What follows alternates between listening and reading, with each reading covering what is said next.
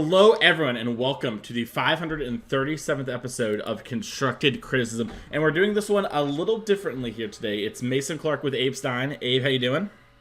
I'm doing fantastic. How are you? I'm doing well, and the reason we're doing this a little different and we're a little excited is we're doing this live when the modern BNR dropped. Our plan was to record this week's episode about the BNR, and Abe and I had an idea. What if we just did it live? So the BNR literally just refreshed on our screen, and we're going to give our first responses to this, try and get this up a little early for everyone, and talk about it. And we'll also probably read through the article a little bit and maybe talk about some of the philosophy. But Abe, I'm just going to read it off really quick. There are 7 changes to Modern here. We're talking about Pioneer, I guess, in a little bit too. But Modern, the One Ring, Amphraptor, and Gigantha are all banned. Mox Opal, Green Sun Zenith, Faithless Looting, Splinter Twin are unbanned. And I gotta say, Abe, Amphraptor and the One Ring is the thing I've been saying for a while. That's the thing where I was like, all right, they've tried too much card advantage. The One Ring forever. I mean, you've been saying that for years now. But Amphraptor was kind of like the one I was like, well, if you remove this, energy loses its card advantage. Assuming we get rid of the One Ring. Yes, it has Fillage, but like, let's make Fillage prove itself, sort of. It doesn't have infinite resources going with it. And this is just a fundamental shift. I mean, Modern is just crazy different. Yeah, I mean, I think also, like, Gigantha in general, which I'm sure we'll get to in more depth with Pioneer, but just the removing of Gigantha is just another vehicle for the mitigation of Flood, and just being a accessible resource that just limits the card pool and incentivizes deck building in the way it has been of, like, I'm just going to play all of the best 1 mana spells or one in a color, like one in a colorless pip or, pip colored spells. And it's so free, is a huge change as well. Now, the unbans here are kind of crazy. Yeah. Listen, Green Sun Zenith and Splinter Twin, and like those ones, I think, like Splinter Twin especially. Splinter Twin, I guess, is free now. I genuinely don't believe that someone is going to be doing well with a Splinter Twin deck. I don't know how you feel about that, Mason, but like, I think the days of that card being playable are like long gone. So I guess when you mean playable, you mean being like the absolute best thing, right? Like, obviously, A plus B, I win the game is a very powerful interaction, right? Yeah, I'm just not sure it's something that has the resources to be competitive in Modern. Yeah, I don't. I will say this. My thoughts have always been that I don't think Splinter Twin would be the best deck in Modern, but it was just sort of always a kind of a risky unban if you were never doing something drastic, right? And I'm skimming a little bit ahead here, but I mean, just from the number of cards that are unbanned, it looks like we're taking a real change to the way things are going. Yeah, I mean, I'm just like kind of reading over what they're saying here really quickly, and it is different. So you continue on Splinter Twin. I believe that we'll probably see some Splinter Twins do well. I mean, Aspiring Spike's going to probably 8-0, or top 8 challenge today, right? Playing Splinter Twin. I am curious to see what the long-term health of that card looks like. Yeah, I mean, I think that when you look at Splinter Twin as like a vehicle for Teferi, Teferi Time Raveler, and other pieces that really shut out your opponent's ability to interact, I think it has a chance. But I think that just killing like a Deceiver Exarch is doable, and there are already so many punishing things, so many free interactive spells that were not in the format previously that force people to just leave their mana up and get time stretched a million times, of like, oh, I need to play around them twinning me, and then just not doing anything and giving the twin deck a lot of time to establish its like secondary game plan. I think that is just not the way that twin decks are going to look. If Splinter Twin is working, I think it's going to look a lot more like a streamlined combo deck, or like protect the combo. Like a Teferi 3 situation. Yeah, I think a Teferi 3 situation is the way that I would envision this going. But who knows? Maybe Twin will be way too good, and we'll all be like, well, it's all the best. Now, that aside, because I think we all kind of know what Twin decks will look like. Green Sun Zenith, I think, is another one that's very, very interesting, and I think is it's crazy to say it's kind of a safer unban as well, in terms of things that are a bit overcosted for the format as it has been with a bunch of free spells. But I mean, I think the power of like toolbox decks in general and even just like turn one Green Suns for Dryad Arbor as a thing that's going to be going on in Modern is going to change a lot of what a whole swath of the format looks like. I think that that's like probably one of the strongest like proactive openings now in the format of just having a deck that has 8 copies, or is playing like Ignoble Hierarchs and Green Sun Zenith, instead of having to like shoehorn all these dorks in and not like to get head of mana on turn 1, but then they're not really great on turns following, while still getting the toolbox aspect of like, okay, I'll cast this for 4 and go get or 3 and go get a Grist. Like being your best 1-drop and a good 4-drop is a really, really solid thing for the format to be doing. And I think that at this point, with how homogenized things have been, this is a good card to be re-entering into the format, to give, again, like a breadth of cards that are played and playable, and eliminate Court of Calling kind of monopolizing the toolbox aspect of things that really only play well in decks that are assembling a critical mass on the board and are therefore a bit susceptible. Yeah, I mean, like, Green Sun Zenith, right, fits a lot better or something like an Amulet Titan than it maybe would a Yogg, even though I still think it's a great card for Yogg, right? Like, that deck already wanted Dryad Arbor, and Green Sun Zenith sort of gets to be that while also being sort of like a Grist toolbox, and maybe, like you're saying there, Abe, that ability to find up, some sideboard card is huge. Obviously, the days of Scavenging Ooze, I think, have gone by us, but pretend Scavenging Ooze is the best green creature in slot. Collector Oof maybe is a better example. Having access to a bunch of those and not needing all the creatures like you're mentioning, so the games where your plan isn't coming together as well, is very powerful. And I'm interested to see, okay, obviously Quarter Calling is really good in that kind of like Yogg deck. What's the split? Do we play 4-1, 2-2, etc., etc.? But also, what does this mean for decks like Amulet Titan, right? Where they were even cutting down on things like Summoner's Pact. And for years, the argument always was Green Sun, Zenith, and Titan would be like kind of this huge thing, let alone the implications it would have. I actually kind of thought Green Sun was a card that could be unbanned. That was a conversation I think I'm allowed to talk about, especially now it's happened. That was on the table during MH3 design, was like, is Green Sun untenable in Modern? I kind of was of the opinion that it was fine to unban, but it was definitely not like it's safe in the same way that like something like a Preordain is, right? Like Preordain was going to help decks that really needed it and was most likely not going to cause the end of the world, right? Green Sun Zenith I kind of feel is the same way, adds a lot of consistency, but it's probably not the end of the world. And these kind of decks probably need that sort of help right now, very similar to Preordain. While you were talking there, Abe, I was reading a little bit here, and I want to talk about a little something. I'm imagining a lot of the listeners who are hearing this have maybe heard the main cards, but maybe don't read the articles. That's something I always find interesting, Abe, is that people don't read the articles. And the little excerpt I want to read here really quickly is about Splinter Twin. And they kind of mention, Splinter Twin was banned in 2016. They talk about the history of it a bit. And they basically talk about how cards like Mox Opal, which we'll get to in a second, Faithless Looting, Green Sun Zenith, these support a lot of archetypes. But Splinter Twin, all it does is bring back one of Modern's most popular archetypes. And they're basically saying, hey, for years we've said, it was too good. We're trying to get the yesteryears of Modern. We're trying to revitalize that feeling. Let's make sure it actually is that way. And, they're not really saying it here, right? But I'm sure that if, Splinter Twin is unbanned, and proves to be too good in, like, let's say 9 months or whatever, they'll probably ban it. They don't say that here, but reading between the lines, I'm sure that they understand, like, hey, if we're wrong, we'll just reban it. And we kind of sort of shut the door on everyone on Twitter being like, you could unban Splinter Twin, right? Which has been one of the most popular pieces of content. Every 6 months was, let's play Splinter Twin with the new Modern cards between 2 content creators and see how it goes, right? And someone would do that and it would get like 10,000 views or whatever. So yeah, I just wanted to talk about that because I think these other bands also go to that. And I really want to talk about Faithless Looting and Mox Opal. And Mox Opal is the one that I am honestly the most shocked by. Urza Saga is such a powerful card, and just this incredible not only toolbox but card advantage engine. And now it also doubles as Ancient Tomb without needing Springleaf Drum, right? It's kind of like that meme of like, you have a Springleaf Drum with the girlfriend and the guy looks back and he sees Mox Opal. It's kind of like, maybe you want a Springleaf Drum in some of your decks, but before that was sort of the main thing. And now you have this Opal that can generate you mana, assuming you're dedicating to that in a real way. And obviously we've seen lots of Saga decks that are not artifact decks in the same way, but they didn't have Mox Opal be the payoff, right?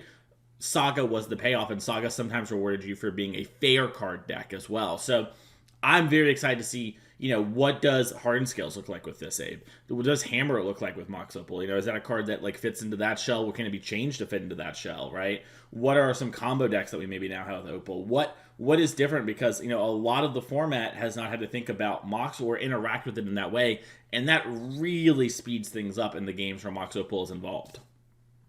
Yeah, I mean, one of the things I was thinking about in terms of Green Sun Zenith, and I think always comes up, is the idea of like one more mana is a lot, and especially now, one more mana in 2024 is so much more mana than it was in 2014, right? To add a mana cost to something is pretty ridiculous. So that's why we're seeing cards like Splinter Twin and Green Sun Zenith start to get the nod of being okay potentially in power level for the format and what they incentivize. Mox Opal works in the exact opposite direction, where one mana, right? If one mana is making the difference in those cards being no longer as problematic, Mox Opal takes a whole swath of things and says, all right, you are now one mana cheaper. I can get a one mana ahead. The only restriction is I have to be playing a deck with the artifact requirement. And like you said, Urza Saga, I mean, even alongside Springleaf Drum, I remember the old joke for people like me who played a lot of Affinity was that you should be allowed to play Mox Opal only if you're registering the Affinity cards. If you have Volt Scourge, Signal Pest, Ornithopter, Mox Opal's not hurting anybody. That's just keeping your deck competitive. Like Arcbound Ravager, great. You can play those cards together. But ultimately Mox Opal kind of had to go in the era of Urza and Oko and all that, because it was just best in class. But as there's more and more free interactive options, kind of in the same vein as Preordain getting the unban to give a bit of a boost, a leg up to the decks that are being proactive in interactive things. I think this is one that again incentivizes a different kind of deck that has been supported in Modern for a long time, but hasn't received the support recently, and has been kind of pushed out because this is the exact level of card that it needs to make some of the more powerful, older, expensive payoffs really shine, while also working, like you said, in tandem lockstep with some of the more powerful things currently. So this is like a huge get. I think this is, KCI is a deck that I think can exist again now that it has Mox Opal. There's nothing stopping that deck from coming back. Not just Affinity, but Esper Sentinel as a card is primed to be doing more, as a lot of good non-creature spells were just unbanned. And I think that it's a big change to see kind of incremental card advantage come back in a way, but also asking people to be putting kind of critical masses together and playing a lot of those things. What the best Mox Opal deck is going to look like, I don't know. I think there's going to be several great Mox Opal decks in the format. It's just that good a card to get access to. But it's I think the one that when I saw the page load, I almost didn't believe it, because you could have told me the things coming on the ban list were there, and I'd have been happy. One Ring, Amp Raptor, Gigantha, great change. Mox Opal being unbanned is okay, we're really they're taking a swing for the fences here of let's shake it up. Let's get the format moving to a new place, because the equilibriums it's settled at are just not the ones we want. This gives so much power to already powerful cards, and I think that's really Faithless Looting as well. We're giving a lot of power to already powerful cards that can come back. Faithless Looting Arclight Phoenix deck. I don't know if you remember that old one. I don't know how much of that you played or watched, but yeah, or even for me, Hollow One was a deck I played a ton, and I've really enjoyed seeing cards that I wish I could fit into decks like that. And I think even Spike had the Delirium aggro deck, which played some of those pieces, but things like that, I think they're really pushing the proactive end of the format up to kind of combat the ways that previously, before this announcement, the only proactive strategies you could really play were, Guide of Souls, Ocelot Pride. And to maybe I think Dragon Man. I do think I think for what it's worth, I worked in the MH3 team. I think there are some things that happened that one day I can talk about. One of them I'm pretty public about is the Fury ban, but the other is the One Ring. I think really it made our mistake worse. You know what I mean? I think we did make mistakes or whatever. I'm not trying to say that it's like, And you're always going to. yeah, You and can't we're know. going, yeah, for sure. And I do just think the One Ring was like, and it was always weird to me too. They didn't play it right. Like they were hyper and mana efficient deck and only lost when people ran them out of cards. So like the fact they weren't even sideboarding it at first was weird to me. But it is so different now that we have like Faithless. Like now the One Ring is gone. I think Modern would have changed just from the 3 bans. I think we would have seen a different Modern. Honestly, like I fully believe that from any of these 1 bans, Abe joining the ban list or the unban list, I think we would have seen a completely different Modern. These all 4, and with things like looting, like you're mentioning here, which I think players who haven't played with that card, Abe, maybe don't understand that it's sort of like knockoff Brainstorm, but in the same way that like Pepsi is knockoff Coke, if that makes sense. Like it is very good. And when you're playing a deck that uses those synergies, it is sometimes even stronger than Brainstorm in their respective decks because it enables win conditions while smoothing hand, right? It has a higher, the floor is much lower than Brainstorm. I want to make that incredibly clear. But if you build your deck with, I don't know, let's say Flage Titan of Fire's Fury in your deck, right? That in and of itself makes your Faithless Lootings a lot better. Now, do I think that's the same thing as having the One Ring in your deck? Obviously not. But I do think it's going to fundamentally change like the dynamic of the format. And like Arclight Phoenix was often, I think, considered one of the most fun, best decks of all time, right? Personally, it was not my cup of tea. I really don't love playing cantrips. And that probably isn't going to change. But I really love that for other people, that's back. And for people like me who loved Hollow One, it's back in that regard, right? Or like the new things with Flage, like we talked about, it's the obvious one, I think. But, even just fear of missing out, Abe, right? Like imagine a low to the ground, black-red deck that uses Faithless Looting for when it draws one too many cards and also sets up your synergies and your, even your Kroxa. It's not like Kroxa is a bad card. And in a world where the game isn't fundamentally broken via the One Ring, which I think you and I have been some of the most adamant people in Magic content about. We're not going to talk about that much on this episode, but like if you want to know our thoughts on the One Ring, just go back until you find another ban announcement episode. Yes, and you'll get all of it. Yeah, I think like I mean honestly, I consume a lot of content. I obviously don't consume all of it, but from like podcasts that talk about Modern, you were the first to be very vocal about it, and like us as a show, we're like very quick on like the One Ring is awful and it is killing the game. And I think we really sort of saw the disease and less the symptoms that it was creating that some other people did. And I would argue WotC is one of them when it came to things like banning Fury. But that's a different conversation for a different day. We don't need to delve more into that. But 1-for-1s are back, sort of in a real way, right? Like, and there are going to be cards that generate 2-for-1s, but you can actually play games over inches now. We're not playing every game's either a 40-yard dash or a marathon. You can play these middling games theoretically. And this is the other thing that, like was always in the back of my mind. And I know I've vented to you about this before, Abe, but I'll vent to the listeners. I really feel like a lot of the work I did on MH3 was invalidated by the One Ring. There are cards like 6 that I believe to be very reasonable, strong card advantage engines that maybe are a little too weak for Modern. Maybe they're good enough. We don't really know because the One Ring made it so it was like, why would you ever play any card besides the One Ring? Now, ironically, 6 works very well with the One Ring, so we did see some experimentation. Right? Because you can just loop your One Rings against creature decks. But, in reality, that's not sort of what the vision for that card was, right? That was a Jund card. It was like, what if Jund had their own, like, expressive iteration variant? What would that look like? That was 6. So, I don't know. I'm very excited to see how this format changes. Faithless Looting, Green Sun Zenith, Mox Opal, Splinter Twin, these are all incredibly strong cards. I do think Splinter Twin is probably the least worrying. It might be the first one I play with because it's the one that I feel the most unsure about, if that makes sense. But it is something where it's like, okay, what's next? And before we keep having a conversation here in a second, I do also want to quickly say, and feel free to disagree with me if you feel strong about this, but I think anyone who tells you they figured out Modern in the next, like, let's say week, they haven't. Right? Like, this is just such a fundamental change.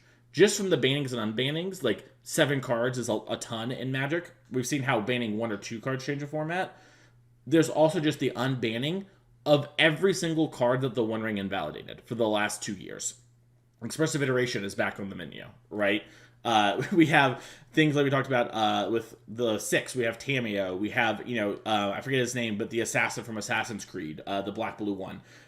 Emery is back in a way that isn't just a combo deck, right? Also, it's kind of amazing Underworld Breach is still legal, by the way. That's just a thing. I think Underworld, if there's a way that anyone solved it, I'd believe if Underworld Breach with Mox Opal is the way. Like, if there was one, if everyone's coming out with like, oh, I got Breach with like, I got Saga Breach with Grinding Station and Mox Opal and Emery, and it's just, like, if that's the case, I might believe that. But like, you were literally talking about fear of missing out, and we were talking about Faithless Looting, and I was like, oh my god, I forgot from playing like No Holds Barred Vintage Cube.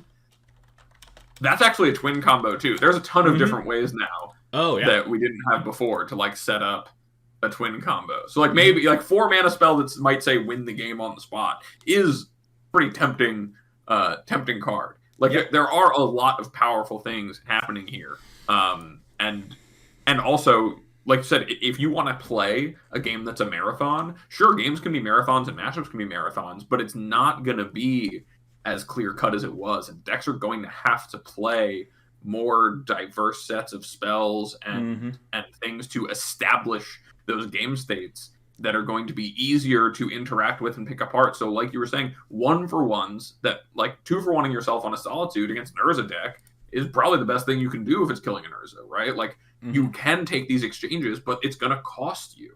And, we're kind of back to, there's not an easy way to just get a grip full of cardboard that like is actually spells. Like, you can't just, one ring activate a bunch in your blue-white control deck and then wind up with a bunch of pitch spells. If you're going to get really far ahead on cards, I think we're going to see cards like Wrenn and 6 come back. Yes, Wrenn and 6 and looting, Abe. Wrenn and 6 and looting. And looting kind of taking the place of Jegantha in a way of like, here's your flood prevention for your proactive deck, and like, or your cantrip heavy deck that tends to get long on lands. You don't have that effect. Find a way to use it. The graveyard's your second hand, right? Like that's I think going to be the trajectory of Modern in the short run. And that's really exciting because I think that those things, like when Modern was at its, I think actually its absolute best just about 2 years ago before Lord of the Rings. I think a big part of that was just how much those incremental advantages mattered. When you were playing a game and fighting over inches, and when you won a fight over one, like it mattered. You could shut a game down or grind a game to a halt by getting that one interaction and put it back in anyone's court. It was a really, really interactive format where the exchanges mattered. And that, I think, like this lends itself, even just by way of removing the One Ring, pushes us much, much closer to that already. And so I think there's just so much to be excited for Modern. I agree. I also think, like, taking a step back and to process some of this as we're talking in the back of our mind. I mean, I don't undersell it to listeners. We're at 23 minutes into this podcast. It is 10:24, all right? Like, we did this as soon as it went up. Basically, we just wanted to make sure that the BNR was going up the time we thought it was, and we were going to do it immediately. So we are processing this in real time, and like, I think one of the worries that some people maybe had, and I had some conversations about, right, was like, well, if you ban the One Ring Raptor, let's say, and then you leave behind like Flaige Omnath, like is like these like grinding control decks still not just the best thing? And maybe they are, maybe they aren't. Who really knows, right? But I will say that all of these bannings really help speed decks up and help them be able to beat something like that, right? Like there is a lot of counter pressure on these free spells that you 2-for-1 yourself and then you sort of grind to take over, right? And there was, I think, a much healthier version of the ring dynamic going on in Modern pre the One Ring, right? Where the 4-colory, just like pile of good cards decks had a lot of ways to generate card advantage, and they would need to make decisions that mattered, and they would come out on top if they did those things well and hit the right kind of matchups, and there's some things they couldn't beat. And they have only gotten more tools with time, not less, right? So I also like that some of these things are pushing back against like pile of good cards, no synergies, get wrecked, and pushing us more towards synergies, potentially explosively fast starts, and like forcing people to like, hey, playing a Triumph or a Surveillant on turn 1 in Modern is not free. And for a while there, it was really free. And I would argue annoyingly so, personally. Yeah. I think that you're going to have to be building your deck to do. You can't just be playing a rate deck. You can't be playing these are the best cards on rate at dealing with the problems that I have. And if there's a little bit of synergy between them, that's awesome. But if not, like that's whatever, because my cards are just going to outpound your cards. And especially at that being with the way that the format was because of the One Ring, you have to play 4 colors if you want to be an Omnath deck, right? You have to make yourself susceptible to things like Blood Moon. You have to.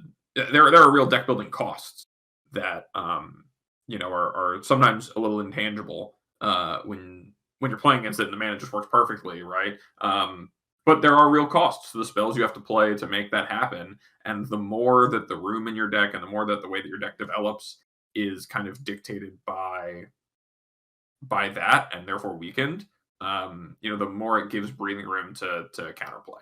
And I think that's going to be really, really good. I agree. And I mean, the other thing I wanted to mention, we talked about before, we talked about Underworld Breach getting a big win with Opal. When I first met Jessie Robkin as a person, she was so excited for the Breach deck. And it's also funny. Jessie did a ton of work on Breach and did a lot of good things, so did Corey. But the very version 1s of Breach, I actually, my hands are on it a lot. And you can kind of see some of it from the Jessie's first SCG top 8, where I helped her with the deck and kind of tuning it up, because she had built a version that was super all-in, and then Opal got banned. And that was back with, obviously that was a long time beforehand, but she kind of owned a lot of those cards, really liked the deck, and it was playing sort of a bad version of it. Underworld Breach has been one of the decks that has done very well recently. And this Opal, even if you could only play one Abe, right? Like, if it had some weirdo text on it, would be a huge power spike to the deck. Having 4 of it now, I cannot wait to see what happens in that regard. That is, some really strong, really powerful stuff. And yeah, I don't know. In general, I'm just really excited to play Modern with this new BNR list. I wish that this was the start of the RCQ season. But you know what, Abe? We have the RC in just 2 months from now. And that's really going to be an exciting moment, I think, to see what does this format look like. Because obviously we're going to have Magic Online challenges. We're going to have results like that. But as we've seen time and time again, paper tournaments that get you to the Pro Tour push formats forward light years, right? We have a million examples, but let's just use DC, right? This last RC and Pioneer. The format before DC, and let's say 2 weeks before the RC and 2 weeks after the RC, are completely different formats. And the decks that people were worried about don't even see play these days, in some regards. Some stick around, but for the most part, it's a completely different format. I can only imagine what Modern's going to look like 2 weeks from now, 4 weeks, and then 2 weeks after the RC. And then, you know what, Abe, 2 weeks after the RC is? It's the next RC in Charlotte on my birthday. I'm going to be battling in both of them, and I can't wait to just see how different even just Modern looks like. With, okay, here's the technology people who were playing that first RC revealed. What were people who maybe weren't playing, or what did they do with that information 2 weeks later? That rapid iteration in huge events we have not seen in Magic since 2019. It just hasn't been. Yeah, and honestly, that's kind of why I'm, like you said, it's sad it's not on the eve of Modern season. I'm kind of glad it's not. If you're someone looking at this and seeing that Modern has been so changed from where it was previously, or you have some cards sitting in binders, dusting them off the shelf, and you're not sure what else around it is going to be good, you have time between now and the RC to, look at decks develop, figure out what you want to do. If you're only qualified for one RC, or if you're always the one you're going to, or you're not qualified for any, you get the opportunity to see all this play out before you make a big investment into Modern, if for that season. And I think that, with so much changing and so many things, there's four cards here that were unbanned, but the unbanning of those cards actually, pragmatically unbanned hundreds of cards. Right? Mm-hmm. Between the bannings and the unbannings, Jegantha alone unbans a huge number of cards for the archetypes in which Jegantha's played. Unbanning Green Sun Zenith opens, it opens a door for, dozens of cards, dozens of green creatures that otherwise would not have gotten a look. And so to kind of get a chance to see this all develop online and at the RCs that are coming this season before we get to another Modern RCQ season, I think is just going to be really awesome to see unfold. I think there's been a really like Standard has captured a lot of people's attention, has been really exciting, but Standard as a product of being Standard is something that can get to close to a solid state or can be hard to really grind on. And I think that having this be as exciting as it is right now at the holiday season in what it was otherwise been a lame duck lull, unless you were a Standard player, is really, really great. It couldn't be better timed. And I think that as far as the trajectory of Modern, I don't know how much else you have to say about Modern, but for the trajectory of Modern, I think that it's something that's going to be exciting to keep a tab on. I hope Dominaria's Judgment, shout outs to them, comes back with doing their weekly Modern challenge updates and everything, and like, you know, discussing the texture of the format week to week. That would be awesome. But I think that it's going to be warranted for content like that to exist, because the format is going to be going through so many changes and have so much opportunity for innovation. And I think that, you know, players like Spike, or the players who Spike inspires, who really are, right, like you said, tinkering with an idea and are willing to put it out in the streets and you know, try to figure it out and workshop it, go ham. You're gonna have a great time, because I think there's a lot to discover and a lot to be done. Yep, I agree. I mean, I could keep sitting here, and Abe, I think you and I could do a 3-hour long podcast if we wanted to, talking about like decks and things, right? Like, I mean, I think a lot of people's first reaction is, man, my Orcish Bowmasters are bad, when they see the One Ring is banned, and then they see Faithless Looting and they start salivating, right? And I could say that about a bunch of cards where it's just like, it's back on the menu. And this is one of the things all about unbannings. And I said earlier, no one knows, Abe, right? This is the sort of thing where there's so much on the menu. It's going to be so refreshing and so nice to play. And honestly, I feel like it's really close to like an emotional moment for me. Just because, like, I love Modern. This is my favorite format to play. I love Standard too, don't get me wrong. It's my second favorite format. I've had an amazing time playing Standard. I can't wait to talk with you all about the format as we head into, you know, the Spotlight Atlanta.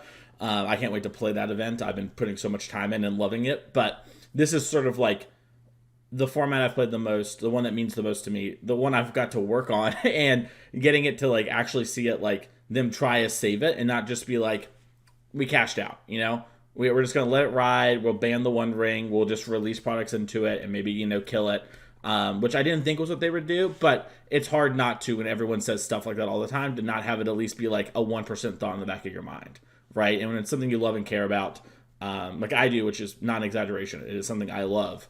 It means a lot to see this. I am so excited. And I can't wait to see what other people say or do about this. I mean, there's just so much to talk about, and there's so much to see. It's awesome. And I guess let's quickly talk about the Jegantha ban in both formats. I mean, we don't need to delve into this. I think you and I both sort of agree that, like, Jegantha is just kind of stinky because it's like, even if it isn't good enough, which is something, you know, I think Liz Spencer and Jerry Thompson have been very loud about at moments where it's like, hey, you shouldn't always play Jegantha, right? And they both, like, you know, put their money where their mouth is and done well at tournaments doing that. I think a lot of people felt forced to. And I think that pressure of feeling like, hey, I'm an idiot, or I'm going to get made fun of if I don't play Jegantha, in and of itself is like such a feel bad. And in reality, I personally believe it was just too good.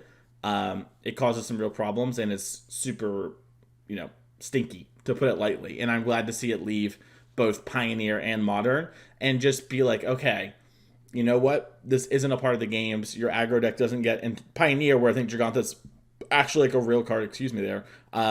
The 5/5 body just kind of does matter, and the games end up into points like that a lot, because the aggro decks like Mice are so good at applying so much pressure, the opponent has to interact so much to, like, make sure they don't die, right? And then if they do, then the turn you start to flood out like you normally with an aggro deck, and they'd catch up, they pick up Jegantha, and they make you have that one last spell. And for some decks, that's not the end of the world, and for others, they just lose. So I'm happy to see that card leave. I'm happy to be thinking about cards that have red in the pip again. You know, there's so many times where I'm like, I mean, this card's great, but I always have Jegantha, and I only have this card, and I only have it, like, you know, some percentage of the time. Is that actually better than Jegantha? Yeah, and I think that, you know, the number one reason that I'm so happy about it in both formats being gone is that so many times start like looking at a deck or like exploring ideas and be like, oh, you know what? I need to go in Scryfall, and when I'm doing my search for cards, I need to like make sure to search such that it's only cards that are playable with Gigantha. Anything with a double pip, I can't play it. I'm not gonna play it. It's not worth it. So that immediately cuts out so much of the card pool and so many really great cards. I mean, Chandra Dress to Kill was a card that I was really really bullish on and thought had a lot of potential to be really good. And I think a lot of people did, as just a great mono red, kind of bridge the gap, reach Planeswalker. And then what happened with it? Nothing, because you could not play it with the red, the de facto red companion. And I think that this is just the continuing dismantling of companions as a admitted mistake to have released in their state. And the more that especially these ones with very, very low deck building cost comparatively, the more that these go and the more that they're less aligned with the incentives of like the incentives in deck building that naturally exist, the better every format is. I'm so glad to be done with it. I don't want to see the big elk for a long time. And everything you're saying about it is right. It also, again, much like the One Ring going, in its own way, it's creating a new class of kind of card you need to put into your deck in order to gain access to competitive game plans in a certain stage of the game. It makes certain other cards better. It makes it so that you actually have to consider what happens in a game when you flood rather than having it covered there already. And all in all, it's fantastic. And honestly, the decks that feel like they need that most, especially decks like red decks like Mice that you're talking about, they already have Ramunap Ruins, Den of the Bugbear. Like, I always joked that the Gigantha was like the fourth Gigantha down the line. It was like if I hadn't drawn a creature land or a Ramunap Ruins, like then, okay, now I'll pick up the Gigantha and use it. It was like it was the 10th line of defense and all of these things to give me a long-term game plan and weakening that and giving back access to some of the double pipped cards in the format is just a really big win for everyone. Yep, I agree. And I also, I guess I'll speak on this really quickly because I have some pretty strong opinions about this. I imagine we're going to see a lot of comments, Abe, that are like, why not Yorion when it comes to Pioneer, right? Because we already have Lurrus and Gigantha banned, and we know from Modern that given a long enough timeline, Yorion will prove itself to almost assuredly be too good, right? It is not that huge a hit, and this, if you get the right interactive cards, it's a huge benefit. And I personally have the belief that you shouldn't rush to like ban things like that, and they should have to kind of prove themselves a little.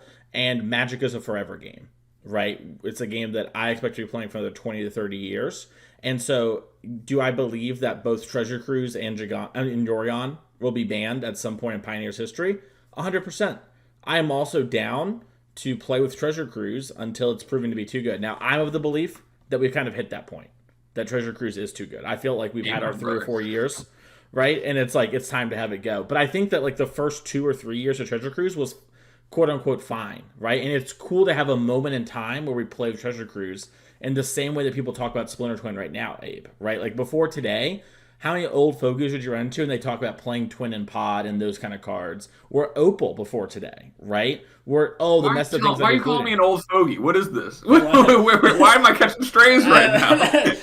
How many old fogies you run into? You're just talking about me. Yeah, I'm actually just talking about my text conversation with Abe where every day he messages me some SCG war story. And it's like, it goes through Grandpa, you're like, that's cool, Grandpa. No, but jokes aside, I am of that belief. I am also the belief that Yorion will get banned. I believe Treasure Cruise will get banned. If you disagree, I think that's a totally fair take. And I think there are lots of right takes in this situation. There's not necessarily a wrong one. So just wanted to quickly mention that. Abe, is there anything strong you want to say about that, or are we free to start wrapping things up here?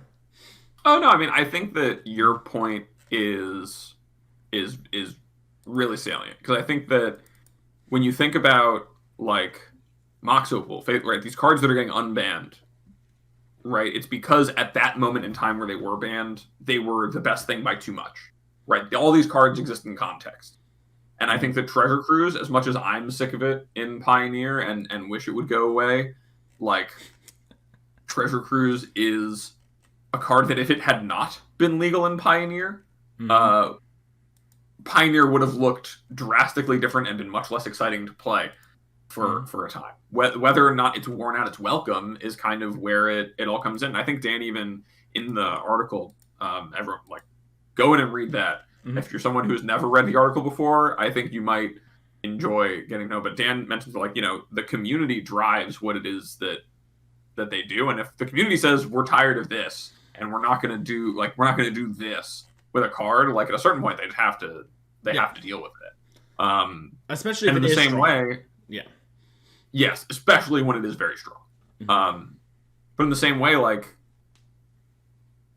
that just means that what we like, if we're enjoying a card and the play experience is novel and good and people enjoy knowing that, I can play a Treasure Cruise deck, that's awesome, then it's going to stay, right? And in the same way with Yorion, like, until people are like, okay, Yorion's too much, every deck's a Yorion deck, and, like, this is just what everyone's seeing and that's how it feels, like, I mean, Yorion's gonna stay around. I for one, for right now, think it's a healthy addition to the format. I kind of felt like when Lurrus got banned in the format, it might have gone too soon out of Pioneer as well. Would it have gone shortly thereafter? Probably. I understand why they made the decision, but at the time, it was like kind of an interesting card to be playing because the options were still so limited. But as far as the future of the format goes, there's enough set releases that are coming out and enough new cards that are added to Pioneer, and the relative power level is low enough that that everything can kind of stay on par. I mean, look, the Demons archetype is entirely enabled by cards that came out in the last 2 years. Like, Pioneer is a format where I feel comfortable saying, okay, let's let WotC feels comfortable saying we'll add cards, and that will likely shake up the format enough. We just need to make sure more of the cards we're printing can be played. And we'll see how that goes. I love that decision. But, as far as the longevity of the format and everything, it's not in the same state that Modern was, and Modern needs a lot more heavy-handedness, and I think they did a really great job of that. Before we wrap up, there are 2 more cards that got banned in paper formats. For the true boomers out there playing Legacy, Psychic Frog and Vexing Bauble are now banned. I know I heard some outward proponents from people who I know who I respect and play the format, especially Cass Lynn, talking about how Entomb might have been the right ban. I don't play the format enough to know, but I do know that both of these cards are extremely prevalent in several archetypes and are probably too good for the format in the way it exists. So I'm excited to see that at least they're getting the attention that they deserve and need, when I feel like Legacy, like in the past, has not gotten those changes when they've needed them until way too late. So yeah, I don't know. Any other last thoughts before we close up here? And the immortal words of Chillin' Dude, my B. No, nothing. I'm really excited. I hope you all enjoy this episode. This is definitely not the normal CC episode, right? We normally try to either have, something that's incredibly valuable in the long term, I should say, and less try to focus on the short term stuff. Hopefully you enjoyed this. This is definitely not the norm when it comes to episodes, but this was a huge moment. There's a real chance that we wake up and there's, I think the One Ring was always going to go today, and it's really just a question of what goes besides the One Ring. I think there's maybe a world where Abe and I spent the last 40 minutes seeing just the One Ring get banned, and we're a little deflated, and we're having to kind of talk about this and sort of what it means for Modern's health long term. So I'm so excited for this. I can't wait to see what's going to happen. It's going to be a great time, and with that in mind, Abe, where can people find you? You can find me over at Blue Sky at More Nothings is my handle over there, and you can find me at Twitter. I don't really use it anymore. It's getting phased out probably at the end of the year, but you can also email me for coaching at morenothings@gmail.com. Nice. How about you, Mason? You can find me on Twitter and Blue Sky, Mason E. Clark. You can reach out to me for coaching, masoneclark@gmail.com, or DM me on either of those websites we just talked about when it comes to social media. You will see me at some cover stuff. I just did the NRG Series Champs yesterday, which was super fun. I love getting to work with them, and that was a great time. So congrats to Theo for the win there. You can see that all on YouTube, and you can see me at twitch.tv/TheMasonClark. I'm probably going to play some Modern tomorrow, actually, which will be today, I think, at the time y'all are hearing this. So that'll be pretty cool. I've kind of got a light day when it comes to work, and sounds like some fun to get in the streets, And Abe, all these cards are unbanned. Do you know what I'm going to do?